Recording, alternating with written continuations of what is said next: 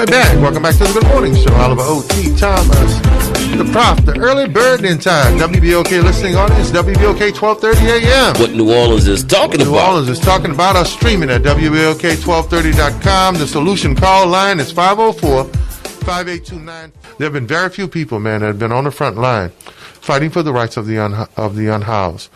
Cole Williams, activist, singer, songwriter, musician, and just all-around great fighter for justice. Welcome back to the Good Morning Show.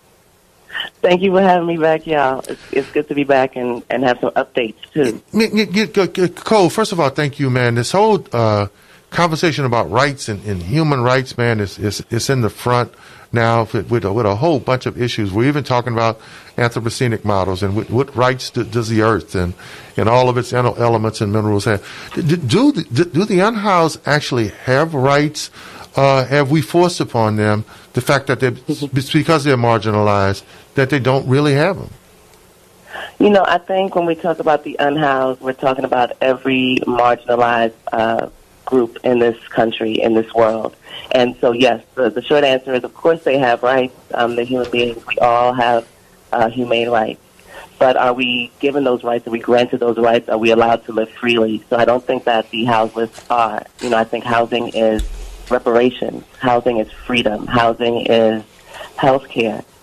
Working with the unhoused, there's so many other things that we're working with. It's not just about the house, but it's about the literacy programs, the access to equal education, the access to transportation, the access to health care, the access to a job, the access to a career, just like access, period. So it's incredible that you look at somebody that's unhoused and you say, like, how did this person become unhoused? And then when you work with each individual family, you realize that there are a bunch of things that these people did not have access to, which put them in a position and a predicament where they can't be self-sustainable. So that's one of the things that we're working on with our group, is making sure that we're looking at a holistic view of how somebody can stop being homeless. So once we put this person in a home, once we renovate this home with them, how can they sustain it long term? And it's about making sure that we're filling in all the other things that are lacking. We're talking to Cole Williams, for those who may be just tuning in. She's an activist, songwriter, musician, recording artist, radio host, and key organizer for the Great New Orleans Citizens Relief Team, defending the rights of the unhoused. Prof, as a constitutional lawyer, someone who teaches the Constitution, those rights should be inalienable, granted to all of us under the Constitution? Yeah, but not the right to housing. Okay. You have the right to life, liberty, and the pursuit of happiness. But not a place to stay. Not a house. And I think part of this has to be with, and I've spent some time working with the homeless through my church ministry, through Love 365 at the City of Love, feeding the homeless every Tuesday for years. Yes. And so I spent some time on the streets. Yeah. And so a lot of the individuals have other issues, whether or not it be drugs, mental issues, other things, and that don't want to be housed. They want to be on the street because it enables them to facilitate whatever it is that they're into. Because I think that we could very easily, the VA has done a wonderful job with providing social workers and getting veterans off the street and getting them into housing, giving them housing vouchers. But we have to be prepared to deal with the other issues that go along with providing adequate housing for people that are unhoused at this time. So Cole, how do we do that? Especially when you talk about chronic homelessness, or you talk about chronic illness in our community. So how do we begin to deal with that in a holistic way? Because as we, those of us who just do outreach, as if you move around for the last couple of decades, in many cases it's the same. Until there's a special event in the city, you see the same people. So, I want to go back to what the prophet said. I'm sorry, to the professor. When we're thinking about our inalienable rights, the rights to life, liberty, the pursuit of happiness, those things are much more difficult to pursue if we don't have a safe space, which is our basic right to have 4 walls, a roof, a place to lay our head. I think that we do, including the unhoused, run into people that actually say they prefer to live on the street because of their mental health issues, because of their access to drugs. But I also want to say that when people are hurting and when people are used to surviving in a place of hurt, that they're not always making the most sound decisions, which is why we need the professionals like mental health professionals. I know a lot of abuse victims that think that they want to stay in a house with their abuser, but it's just because they have forgotten their value and that they need a little extra support. I know that there are a lot of organizations in the city where you have to show proof of being homeless for 1 year before they even start to help you.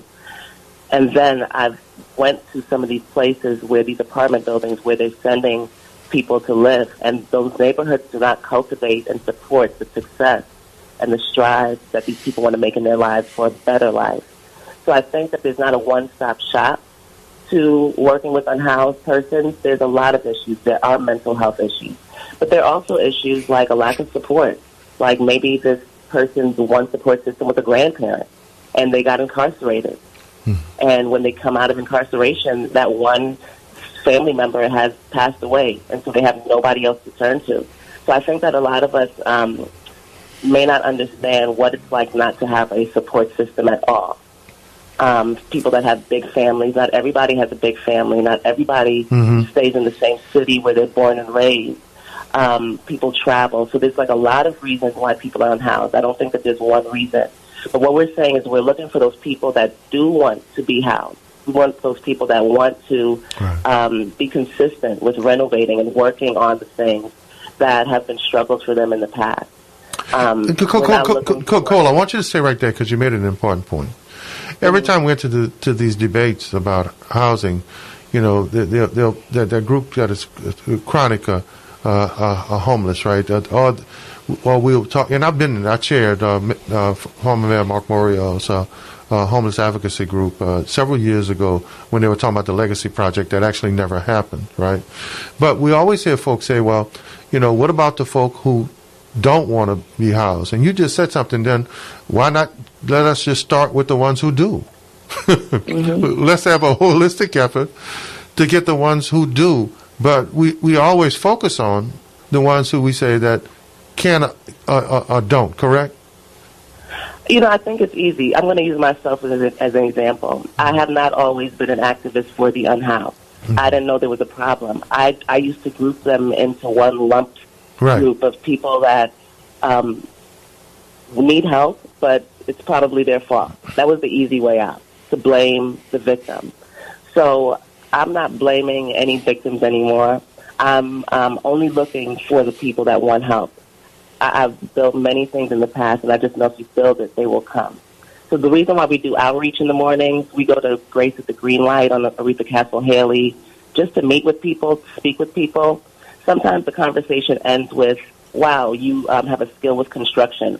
If you're not doing anything on a Saturday, why don't you come out and help us renovate this home with the two gentlemen that are going to live in this home? And we're actually working with a family right now as well. So we have 3 families. But this conversation may not be about getting a house. The conversation may just be about building community. And through building community, that person may decide that they do want a house. So it's like you have to meet people where they are. And in each conversation, we find a way to meet people where they are. Now, sometimes we don't have success. Sometimes people are saying, I flat out, I don't want your help. We don't want it. And that's fine. But we don't want those people. We want the people that do want help and do want some support. Yeah, I get it, but I think there's a mental component that goes along with this. I have a friend, I consider him to be my friend. He's been working with me for about 10 years or so that, you know, I assisted, but he lives in like a boarding place where he pays about a week. Yeah. But he's had other options, and he's had other opportunities to have permanent. His family had property. They had options to take the succession and actually be back in the house. And I've understood his circumstances, and I've been empathetic and sympathetic towards it. But at the end of the day, it requires some additional support that I am unable to provide. I can just assist him by giving him work from time to time to help meet some of his immediate housing needs. But it does require some additional support because we can take all of those people from under the bridge and find them somewhere to live, but they are going to have that mental. There's a reason, and I think that's not what we're talking about. Everybody that's under there wasn't under there because they lost a job. There's a reason why a great number of people remain homeless in the United States, in spite of being assisted and having families and everything else. There's a reason why. Cole? You know, I think that part of that reason why is white supremacy. I think if we look at the history of homelessness, if we look at the history of this prison population, it's not easy for some of us to get out of the bed and try to make a dollar. It's not easy for some of us to even get out of the red. You know, I think as black and brown people, we live most of our day in the red, where we're just trying to become equal. So there's like a lot of different factors. And yes, we need a community effort. It's not just one reason. And that's why, you know, when I see a lot of these homeless programs or unhoused programs, it's like a one-stop shop. They're not identifying the individual. They're not identifying the individual needs. I think literacy is a huge component. You know, think about if someone has a fourth grade education and they're 50 years old, just think about the comprehension. Think about how many things they're not understanding, like that are basic. So, you know, we're getting into, like, what are the basic needs of a person? We got to take that back to as a child. What did you receive as a child? And how did that grow you into an adult? So if those basic needs are missing as a child, we got to go back and we got to figure that out. So we are looking for volunteer social workers to work with us. We're looking for volunteer construction people, carpenters. We're partnering with local labor unions. We are really looking at every aspect of why our individual partners are unhoused, have been unhoused, and what do they want. Like, we're always asking questions. We ask them what they need, because we can't serve if we don't know where they're hurting and what they think their needs are. So it's not just about us telling them what they need or designing something that we think is going to work for them, but it's really a partnership where we're saying, this is what we think you need, but what do you think? And sometimes we're right and sometimes we're wrong, but we're always working together to figure it out.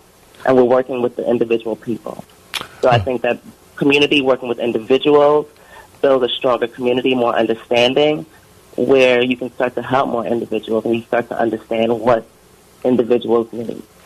I have this conversation with my mom all the time, and she says the same thing. She says, I think some people just want to live on the street, and I say, no, I don't think so. I think if everybody had the choice, they'd want to live in a bed. So why is it easier for some people to stay on the street? That's the question. Miss Cheryl, you're on with Cole Williams. Miss Cheryl, you're on the air. Hello, Miss Cheryl. Well, Ms. Cheryl, give us a call back, 504-582-9422. Cole, we talk about the resources for housing. How is it so easy? Is Ms. Cheryl back on?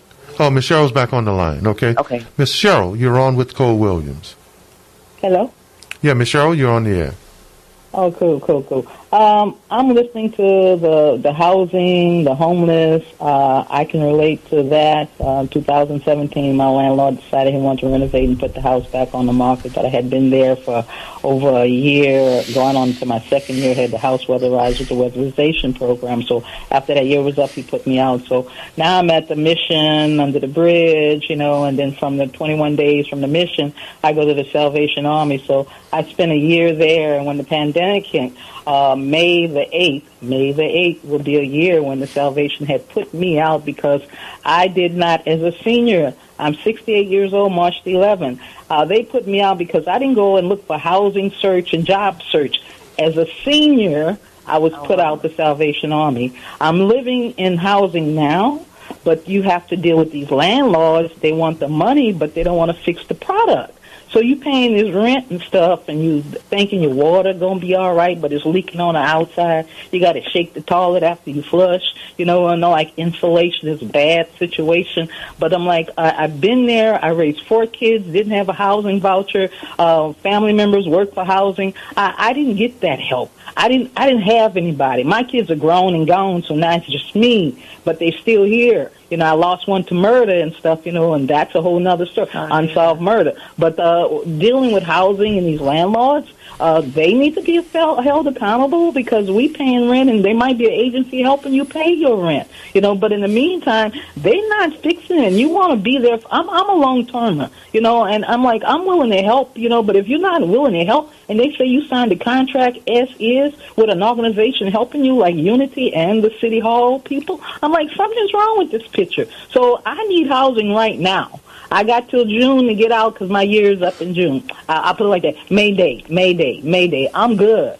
Okay, so I need people to know that it's no fun being out there, and you have to leave the Salvation Army 7 o'clock in the morning, and then you got to be back by 4. No later than 6, or you got to have an excuse. You can work and stuff like that, but to put a senior out, when the pandemic had just started, I'm like, bruh, something's wrong with this picture. And I'm like, is there a lawyer out there that really cares what really happened to seniors? Is there anybody that really cares what's really going on? And I'm like, for me to be forced to go out there looking for a job, and you got the social workers at the Salvation Army supposed to be doing that job for you? Something's wrong with this picture. Somebody's getting paid, and like, y'all getting paid, but ain't nobody doing what they supposed to do. Y'all have a blessed day. Stay safe. Ms. Cole, Michelle, said a lot. We've heard stories similar to that, where people finally get housing, and then their utilities aren't working. The landlords don't fix, what needs to be fixed at these apartments. So, I think we really need just a strong support system where we're not continuing to victimize victims of houselessness. But Cole, I mean, this is the last several decades we've had this discussion. You heard me mention early the Legacy Project, that former Mayor Moria put together around what they thought was one of the most successful models in Orlando that actually never happened. They never put together the resources to make it happen. We've seen the debates about housing shelters, permanent or temporary, where they go, not in my backyard. But it's always interesting to me and many other housing advocates that we don't have places for the homeless, but if we get a Super Bowl, if we would have gotten the NCAA Final Four, where the homeless typically are, we wouldn't have seen them, or they would have found a place for them. How is that possible, that we can find a place to get them out of sight for visitors, but we can't find a place for them to stay when it's just us? That's a great question. I guess we focus on what is agreeable, what makes sense in our society. I think that what we're doing is with the Greater New Orleans Citizens Relief Team is that we're not waiting for permission to help our fellow neighbor. We're saying that it's a community's job and it's a community's right to take care of our neighborhoods and our communities. So we're like fundraising. We're like knocking on doors. We're like passing around the collection plate. We have a GoFundMe. We're just utilizing all the resources available in order to help this problem. But I think what's been happening is that we're getting individual people involved so that they understand that it's not this general concept of homelessness. This can happen to anyone. Like, most people don't realize how close they are to living on the street. I think the pandemic really put a spotlight on that. But I think when we start to humanize the people living on the street, like human beings, like you and I are human beings that are housed, I think that we're in a better situation to start thinking about how we can actually help. The people that are helping the homeless and the unhoused have no idea what it's like to be homeless and unhoused. We have white people that are in charge of helping black homeless people. Homelessness is an age-old issue, and here in the cities, in America's urban centers, it seems to be a lot bigger problem than it is in suburbs or rural areas. But there's also something, Prof, that's even obvious. Most cities have lost population, especially many of America's older cities like New Orleans. We have more blighted or available housing stock and land than we actually have population. So, Cole, when your organization and others, the Greater New Orleans Citizens Relief Team and other housing advocates from Andronica Morris, when you talk about housing, we're always highlighting the fact that we have the stock, an abundance of stock or available housing and land, but not enough affordable housing. I mean, how is that? That's a great question. Okay. I don't know how that is, but what I do know is that it doesn't make any sense. And so what we're saying is that if they're blighted, abandoned, city-owned, taxpayer-owned properties, that are not being taken care of by the city, that we have the right to take care of those homes. And so we're taking care of those homes. We're renovating those abandoned properties with the unhoused that are living in those properties. So where do the utilities come from to play? We know that there was just a case where the group went to court because there was a group in the Marigny, one of these areas, that there was a home that was just set there, and they commandeered it. You know, I think they called them squatters, and they were kicked out. Where does that reside with the law and the municipality? So I would say that we're different than squatters in that we're fixing up the home completely. We're not breaking any laws. We're not setting anything up without utilizing that system. Of course, we want solar energy. Of course, we want to have community gardens, but we do plan on being on the grid. 504-582-9422. We're talking to one of our great unhoused advocates in this community. She's a songwriter, musician, recording artist, the great Cole Williams with the Greater New Orleans Citizen Relief Team. We have a caller, Cole. Al. Okay. You're on with Cole Williams. Oliver, you know, and I'm 67 years old, and since I've been living, it's always been so few have so much, and so many have so few, and it's getting worse, bro. It's been like that all the time, bro. Like I said, our neighborhoods are disappearing, bro. You have a great day, bro. Thank you, Cole. It's there's so many contradictions now, and I think this, I don't know if people were on pause, but we were in the state of eternal limbo, right, a purgatory during this pandemic, where there was so much cloudiness, but also clarity about a lot of issues. The last several decades have been the greatest for businesses, some of the greatest profit margins. We've had fewer people achieve an unbelievable level of excess, right, in resources. But when you look at the disparities, Cole, especially for black and brown, even for women, Cole, I remind people, we're celebrating black women in terms of startup, but they're not actually getting resources to stay up.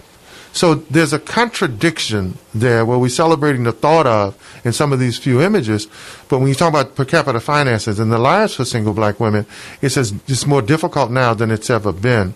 So how do we deal with those myths versus those realities, especially as it relates to housing? Because me, like you, the Constitution may not say it in terms of inalienable rights, but I think in terms of a human right, this land belongs to all of us and a place to stay. You can't get to those other rights if you're not comfortable, if you're not protected inside a safe space. Cole. Absolutely. I think that, well, let me start here. So my aunt during this global pandemic, called me from Jamaica and said she had no idea that there were homeless people in America. What? And yeah. And so I said, Auntie Blossom, what do you mean? I said, haven't you been watching the news? But you got to realize that the news that's being shown, across the world may not be the news that's happening. So she really thought that there were no homeless people in America. She was surprised by everything that was happening. Mm-hmm. They think the streets are paved with gold.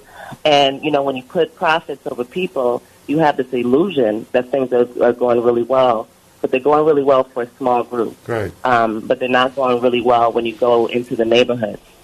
So I think when we really and truly put people first, when we value people as much as we value making money, when we value people more than we value making money, when we value black and brown people as being a whole human being and not 3/5 of a human being, I think that we can really be equal. But what was shown in the pandemic is that there are a lot of strides that we thought that we made in the black community that have not been made. Right.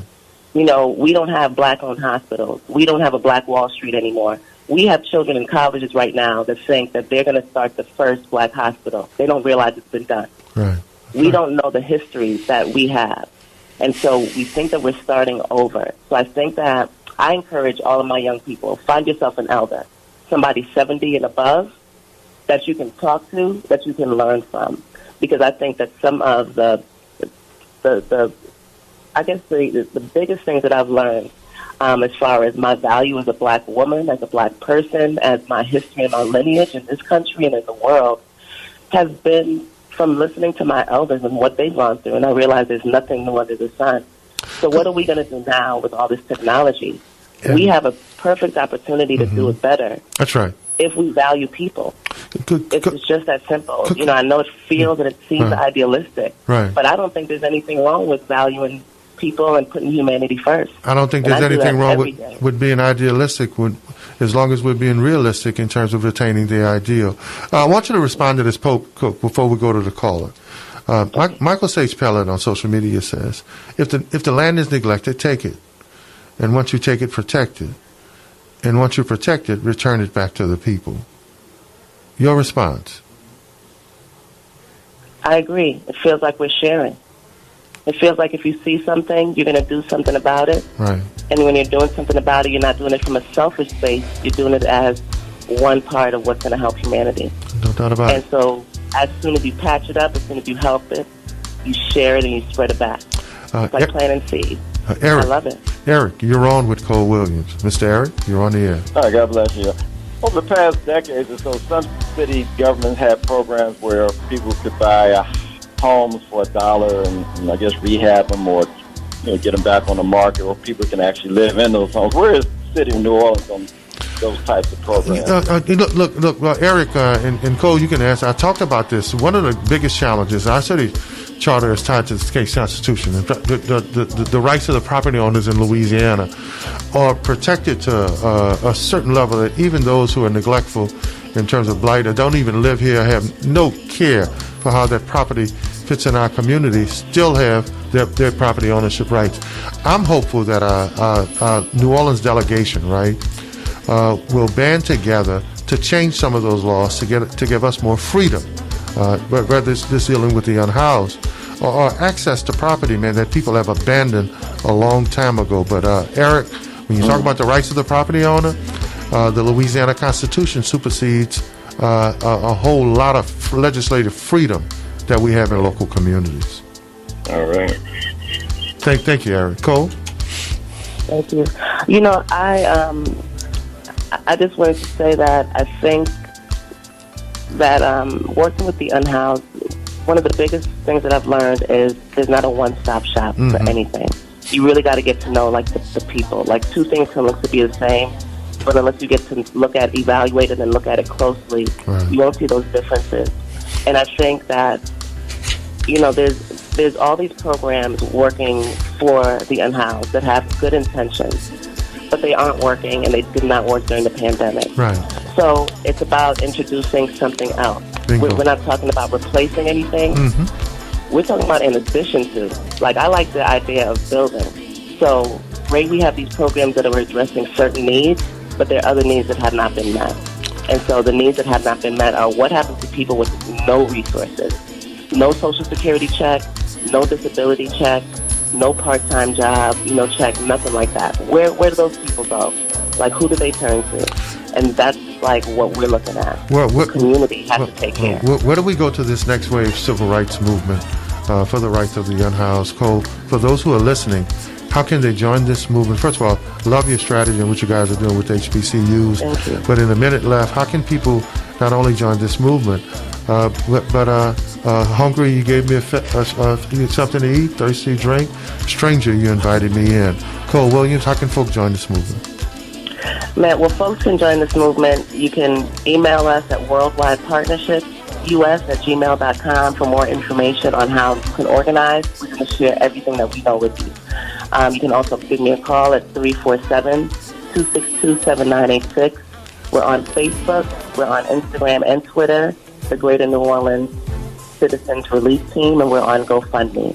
We're also on YouTube. So basically, we volunteer. We do volunteer construction every Saturday on 2 homes with 3 families. But this is a global issue. So we want people that want to join us, but we also want people to start a project like this in their community. The great Cole Williams, singer, songwriter, activist, the rights of the in the house. Cole, will you continue to update us on this movement? I absolutely will, and I want to give my regards from Mr. Curtis Muhammad. He couldn't make it on the show today, but he says to tell you hi and thank you so much. Please give him my best on behalf of me and Prof and Lee and the Early Bird, man. Thank you, Cole. No doubt about it. We got a lot of places to stay, but people still don't have anywhere to stay. Let's hope we fix that in this region. When we come back, stay woke. Yeah, you better stay woke. If you're not reading the Tribune and you're not reading Anisha Brown, then it's hard. It's hard to keep up on stuff, and you're definitely not woke. We'll talk to Anisha after the break.